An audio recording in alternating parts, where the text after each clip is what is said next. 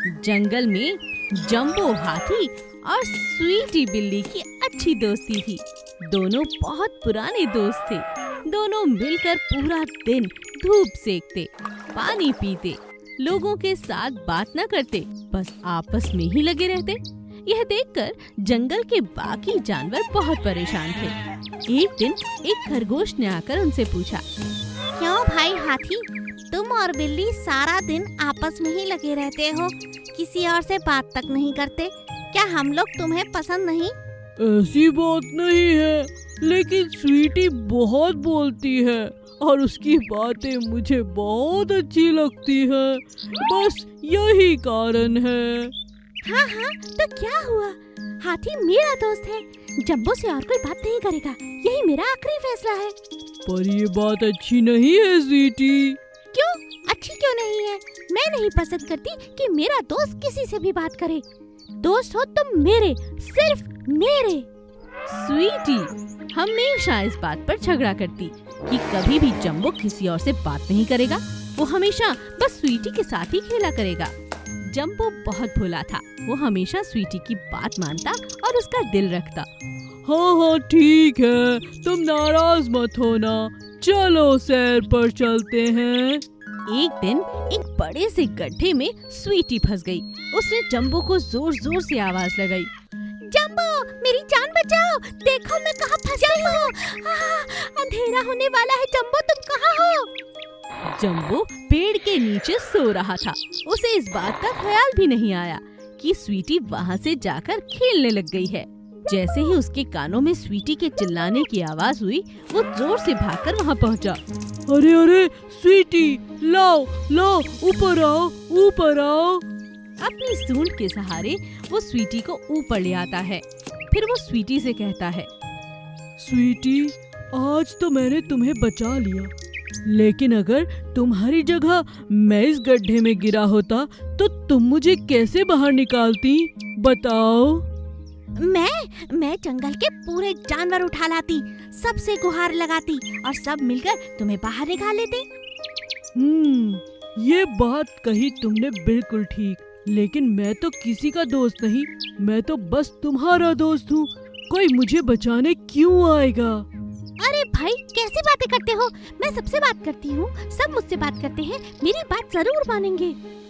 यही बात तुम्हें समझाना चाहता हूँ स्वीटी, मुझे भी सबसे बात करने दिया करो ना। सबसे प्यार करके बात करके मुझे अच्छा लगेगा और कभी जरूरत पड़ी तो वो मेरे काम भी आएंगे।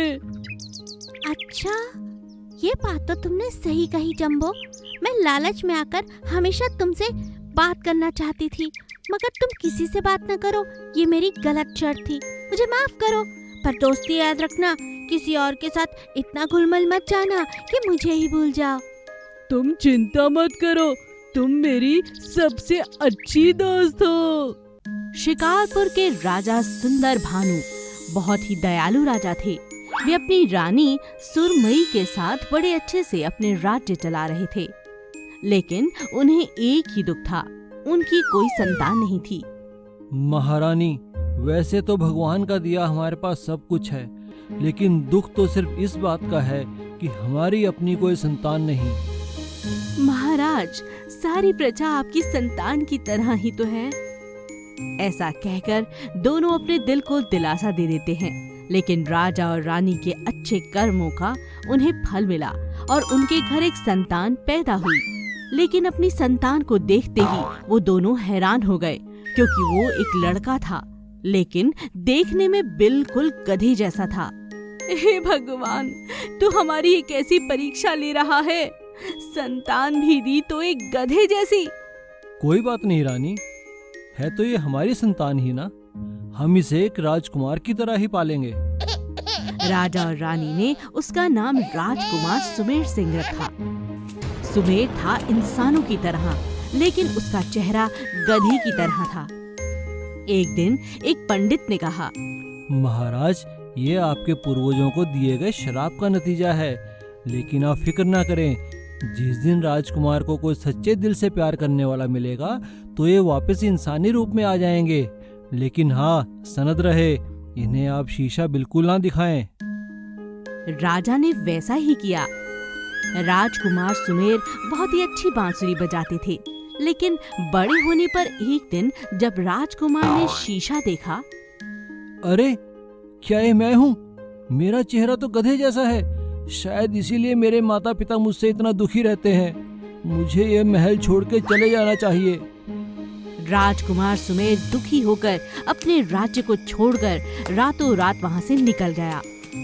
वो भटकते हुए राजा चंद्रभान के राज्य में आ पहुंचते हैं और महल के पास एक पेड़ के नीचे बैठकर बांसुरी बजाने लगते हैं। जब राजा चंद्रभान ने उसकी बांसुरी सुनी तो उन्होंने सिपाहियों से कहा, सिपाहियों, देखो ये बांसुरी कौन बजा रहा है, उसे पकड़कर मेरे पास लाओ। पहले तो राजा चंद्रभान सुमेर को देखकर हैरान रह गए, लेकिन उसकी संगीत कला से बहुत प्रभावित हुए। उन्होंने उसे अपने राज्य महल में रहने के लिए निमंत्रण दिया। अब राजकुमार राजमहल में ही रहने लगा। एक दिन चंद्रभान ने अपनी बेटी से कहा, बेटी, मुझे सुमेर बहुत पसंद है। वो एक बहुत अच्छा लड़का है और संगीत का गुणी भी। मैं चाहता हूँ कि उसकी शादी तुमसे कर दूं, लेकिन ये तभी संभव है अगर तुम दिल से हाँ करो। पिताजी, आपकी आज्ञा ही मेरे लिए सर्वोपरि है। शादी के समय जैसे ही राजकुमारी चंद्रप्रिया ने सुमेर सिंह को माला पहनाई तो वहाँ सभी लोग यह देखकर हैरान रह गए। सुमेर सिंह एक खूबसूरत इंसानी राजकुमार में बदल चुका था। यह खबर सुन राजा सूरजभान और उनकी रानी सुरमई बहुत खुश हुए। सुमेर सिंह और चंद्रप्रिया खुशी खुशी राजमहल में आकर वापस रहने लगे। एक घने जंगल में मंगलू नाम का एक शेर रहा करता था। वो एक अलग प्रकार का शेर था, क्योंकि उसके पास उड़ने के लिए सोने के पंख थे। वो रोज जंगल में उड़ता हुआ शिकार की खोज किया करता था और अपनी गुफा में वापस लौट जाया करता था। जंगल में शेरू नाम का एक दूसरा खूंखार शेर रहा करता था, जो सभी जानवरों को बेवजह मार डाला करता था। तभी सभी जानवर उससे बहुत परेशान हो चुके थे। उसी जंगल में दो प्यारी प्यारी बिल्लियां रहा करती थी, सोना और मोना। वो दोनों उड़ने वाले शेर के बारे में जानना चाहती थीं। एक दिन सोना ने मोना से कहा, मैं रोज सोचती हूँ कि शेर के पास पंख आए कैसे। ये शेर बाकी शेरों से बिल्कुल अलग है। एक दिन सोना और मोना शेर के पास जाती हैं। शेर उन्हें अपनी कहानी सुनाता है। एक दिन मेरे माँ बाप शिकार करने गए। उन्हें घर वापस आने में बहुत समय लग गया था। मुझे उनकी चिंता हुई और उन्हें मैं ढूंढने निकल पड़ा। फिर मुझे वो दोनों नदी के पास दिखे। वो मर चुके थे। पास ही एक पंडित बैठा हुआ था। मैंने उन्हें घायल कर दिया, यह सोचकर कि उन्होंने ही मेरे माँ बाप को मार डाला है। उस पंडित ने मुझे श्राप दिया और ये सोने के पंख दे दिए। लेकिन ये पंख तुम्हारे बहुत काम आते हैं। ये तो श्राप कैसे हुए? ये पंख बहुत भारी हैं और इनकी वजह से मुझे बहुत तकलीफ होती है। साथ ही मैं अपने असली रूप को याद करता हूँ तो बाकी शेरों को देख मुझे दुख होता है। क्या तुम ये श्राप हटा सकते हो? हाँ, हटा सकता हूँ, लेकिन उसके लिए मुझे एक दूसरे शेर को मारना होगा जो मुझसे ज्यादा शक्तिशाली हो। अच्छा। मोना और सोना को तभी शेरू का ख्याल आता है। मोना कहती है, हाँ, हमारे जंगल में एक शेर रहता है जिसका नाम है शेरू। जानते नहीं, भूल गए क्या? वो सभी जानवरों को बहुत परेशान करता है। तुम उसे मार के अपना श्राप मिटाओ और साथ ही जंगल के जानवरों की मदद भी करो। शेर मोना और सोना की बात मानकर शेरू के पास जाता है और एक लंबी लड़ाई के बाद उसको मार गिराता है।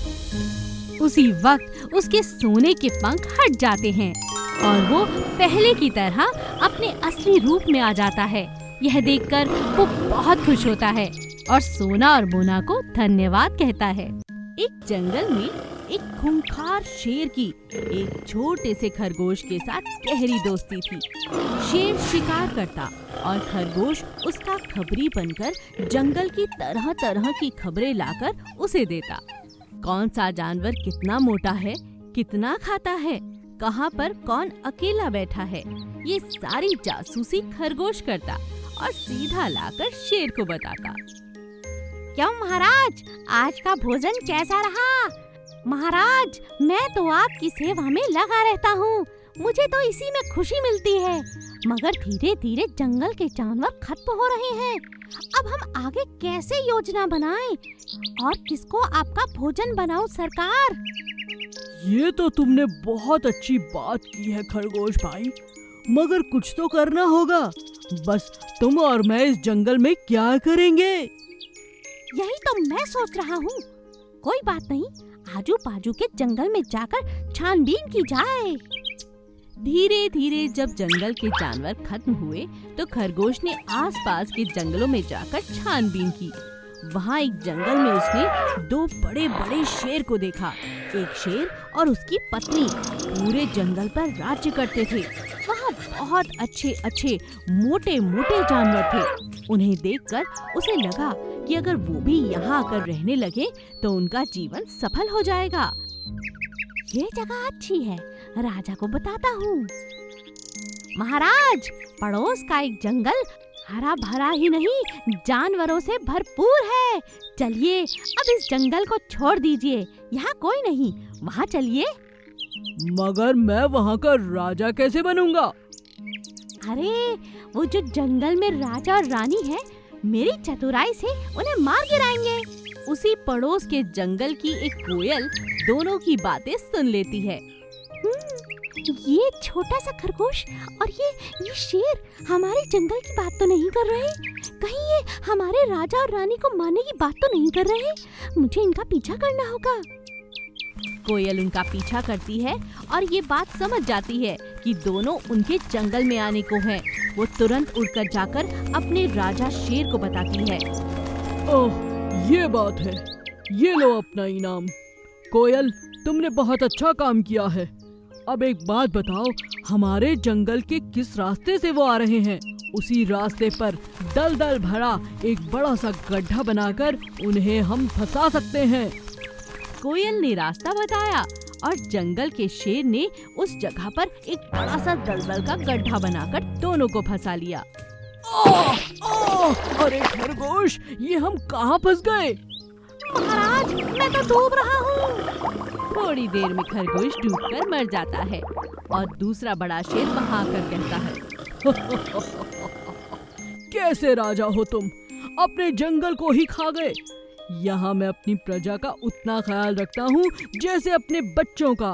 अब तुम्हारी मौत निश्चित है और तुम्हारा जंगल वो हम सब का होगा।